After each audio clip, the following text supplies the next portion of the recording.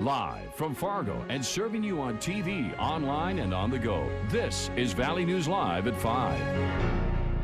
Our viewers and the Valley News Live weather team were on alert this afternoon after funnel clouds were spotted in Barnes County, North Dakota. Good evening and thank you for joining us. Let's head straight over to meteorologist Hutch Johnson for the latest on the forecast. Hutch? Thanks so much. As we head into the evening, Barnes County continues to see thunder showers. No more funnel clouds being reported from these, and they are all below severe criteria at this time, but some heavy rain continuing to advance to the east at about 20 miles per hour will soon be making its way into western portions of Cass County, and a lone rambler out there in western portions of Stutsman County, not far from Medina. Taking a look at the regional picture, the strongest cell is just exiting the Alexandria area, Minnesota, on eastbound portions of I-94. We have some showers and storms that are very slow moving. These are crawling at 8 miles per hour, so you can expect some torrential rain to continue in southern Walsh County and in portions of Ramsey County heading towards the Devil's Lake area as we speak. Southern Richland County, good old-fashioned thunder showers working their way through. These will be making their way toward the FM area as we head into the evening. Look at temperatures, 87 Grand Forks and cooler 70s where you see the yellows there in southeast North Dakota with plenty of humidity, so we could have a chance to see some substantial rain late this evening and again during the overnight for your Fargo short-term forecast. Coming up, some cooler air is nudging its way into the valley. I'll details on what you can expect the next couple of days. Okay, thanks, Hutch. You bet. And for all your latest weather updates, download the Storm Team Weather app. You'll be able to follow all the latest conditions and even follow the radar live. Just search VNL Weather in the App Store. You have probably gone shopping at least once at West Acres Mall in Fargo and have likely passed or stopped to look at the Roger Maris Museum that's housed there. The collection is now missing the S. Ray Hickok Belt awarded to Maris in 1961. And we're learning late today an MVP plaque is missing too. Police say someone stole the items during a smash and grab burglary. Valley News Team's Bradford Eric shows us how the burglar got inside and what fans think about this situation. Fargo police say within 2 minutes the suspect got through the glass in that door, went through these doors, got all the way up the hall to the Roger Maris Museum exhibit, and got out again before security guards arrived. We feel violated this morning, and I'm sure many others in the community do as well, that something was stolen from Fargo's favorite son, Roger Maris. We are deeply disturbed by this disgraceful event. Sickening, appalling. Who would do such a thing?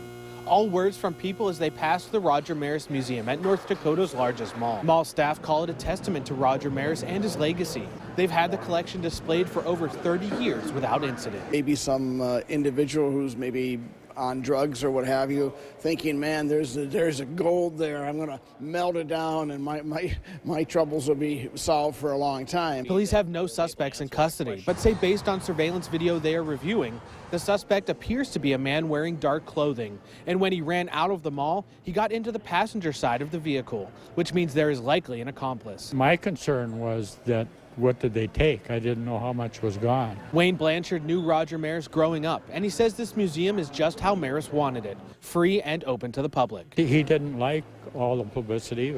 When he came home, he'd get a little bit upset if people treated him like he was a superstar. For the time being, the spot where the S. Ray Hickok Belt was stolen sits empty amid the sparkling displays of one of Fargo's most famous. For the police, the hunt continues as to who might have done this.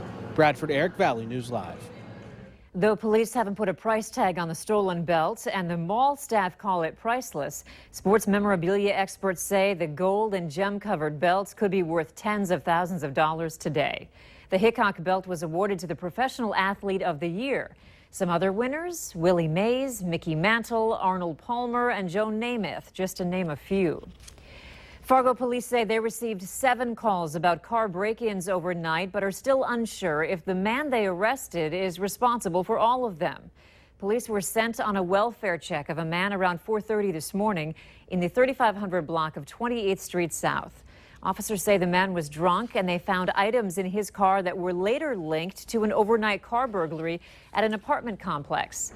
Police are still unsure if the man is connected to all of the break-in reports. We have new information tonight on what Vatican officials are calling a barbaric killing of a priest and attack on the faithful at a church in Normandy, France. Officials have identified one of the two suspects as 19-year-old Adel Kermiche, who was known to anti-terror authorities. ISIS said the attack, in which the 84-year-old priest was killed, was carried out by two soldiers from the group. The statement released by an ISIS-affiliated news agency does not indicate that ISIS had any specific role in directing or organizing the attack. The deputy director of the Vatican press office said the Pope condemns all forms of violence and hatred.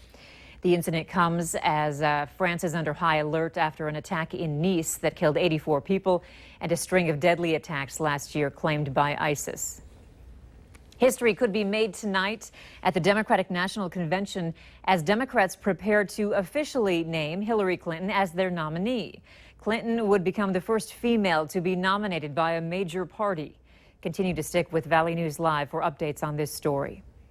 It has been nearly 4 years since North Dakota's smoke-free law has gone into effect. The law says people cannot smoke at public places and must be 20 feet away from public entrances, including apartment buildings. A person contacted our Whistleblower Hotline asking what can be done if someone violates an apartment building's smoke-free policy. Fargo Cass Public Health says this area does have some smoke-free housing, but the growth is moving slower than anticipated. What we hear is that they really want to hear that demand from their tenants, and if they're not hearing it, then there's kind of isn't that that desire or that impetus to go ahead and convert their building to smoke-free. Tonight on Valley News Live at 6, reporter Ashley Bishop speaks with Public Health about who enforces smoke-free building policies. And if you need help uncovering fraud and corruption in your community, call our Whistleblower Hotline at 237-6576 and leave your tip. A member of our investigative team will get on the case and go to work to expose the truth. Here it goes. If you live, work, or drive near the south side of Hector Airport in Fargo, you may be hearing that sound. But don't be alarmed. Though it may sound like a gun going off, they're actually bird cannons. They're going up along 19th Avenue North at the end of the north-south runway. The machines are being used to help clear birds from NDSU's ag research plots near 19th Avenue. You'll hear the blast in the morning and afternoon hours for the next week. As NFL training camps continue to open across the country, we head back to Philadelphia, where sports director Beth Houle has been all week following a couple former Bison football players who have turned pro. Hey, Beth. Well, the heat has continued here in Philadelphia, and the hard work has as well. Whether you're the number 2 overall draft pick like Carson Wentz or you're an undrafted free agent like CJ Smith, the workload is the same here at Eagles training camp, and these two young men are doing their best and working their hardest to make their mark with the Philadelphia Eagles. Yeah, well, it's definitely challenging. You know, you got to put in the time, but I've always been a student of the game, like you said, and it's always fun to learn. There's always more to learn, and there's always, you know, no one's ever got it all figured out. Even these coaches are open to new ideas and stuff, and that's been great. You know, a lot of really good conversations about different plays, different schemes, and that's been fun. The hardest part about that is just believing in yourself. A lot of people are going to tell you that you're not good enough, you're not fast enough, you're not strong enough because you didn't play in the FBS. And so just coming from the FCS and just believing in yourself and having that chip is always going to be there. We have plenty more coming up in sports tonight at both 6 and 10 o'clock with CJ Smith and Carson Wentz, two young men who I promise you are doing everything they can to make the state of North Dakota and those NDSU football fans extremely proud. Reporting in Philadelphia, Beth Houle, Valley News Live. All right, thanks, Beth. And stick with our Valley News Live sports team for more pro Bison heading to training camp this week, as well as the Minnesota Vikings opening camp in Mankato this weekend. There are two new businesses going up on 45th Street South in Fargo that had us asking, what is it? The first is next to Sonic off Calico Drive. The sign indicates it will be either a strip center called Crown Jewels or a business with that name. We didn't hear back from the contractor. And then just south, down 45th Street, is the Roundup Saloon. It's a bar reimagined from the old Roundup that was on NP Avenue. Management tell us that they expect to open around September 1st. If there's a business or construction happening around you and you're wondering what is it, head to our Facebook page and let us know. A wounded Minnesota veteran is living in a new home that is designed specifically for him. It's a 4-bedroom, 3.5-bathroom home built for a hero. Jack Zimmerman lost both his legs and 3 fingers while serving in Afghanistan. On his 27th birthday, the nonprofit organization Helping a Hero worked with local partners to present this home to him and his family. Inside the home, everything is built with Jack in mind. Cabinets, ovens, and sinks all within reach, helping restore his independence. It's so cool to be the dad that I want to be and to be the husband that I want to be. And I'm able to do things, I'm able to take out the garbage. I'm able to do the things that a husband wants to do for his wife. Jack says he will never be able to say how much he appreciates all that has been done for his family. Get the family ready to dive under the sea. A Disney classic is taking stage. Trollwood Performing Arts School is wrapping up the magical musical with 5 more performances. We're talking about The Little Mermaid. Those in the fishy fairy tale say the colorful scenes will bring a smile to all ages. Cast members say each role comes with its own challenges, especially for Ariel, who doesn't talk in some scenes.